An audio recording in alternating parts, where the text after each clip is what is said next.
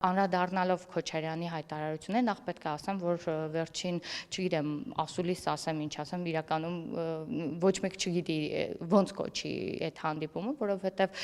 ընտրված ես էլի հենց հաջորդ օրը առավոտյան խոսել եմ այդ մասին, ընտրված լրագրողներ էին, ամեն անգամ ինքը ընտրում է լրագրողներ մամուլի ասուլիսի հրավիրելու համար, ես չգիտեմ դուք երբևէ եղել եք իր մամուլի ասուլիսներում, թե ոչ, հնարավոր էլ չի, այո, կարծում եմ չեք էլ կարող լինել, որովհետև պետք է այնպիսի մարդիկ լինեն, որ իրեն հարմար հարցեր տան, նույնիսկ այդ դեպքում, երբ որ շատ լրատվականներ են, ինքը անում է այդպիսի հայտարարություններ, որոնք իրապես կարող են միջազգային սկանդալ գեներացնել, այս անգամ արդեն 4 լրատվականներին վստահաբար ընտրված հարցերով, բայց միևնույն ժամանակ, ինչպես տեսակ, էլի Հայաստանի դեմ նման սադրող հայտարարություններով ու իշխանության դեմ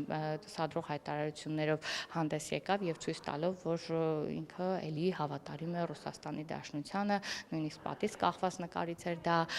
ակնհայտ եւ այդ ամբողջ խոսույթը ուզում էր կենտրոնացնել իր անձի նկատմամբ, կարծես այսպես Ռուսաստանից աջակցություն ստանալու մրցույթ լինի այս վերջում ընդդիմադիր դաշտում, թե ով ավելի շատ կարժանանա Ռուսաստանի գովասանքին, գուցե մտածում են, որ ինչ որ կերպ կարող է Ռուսաստանը աջակցել իրանց ընտրություններում որևէ արդյունքի հասնելու համար,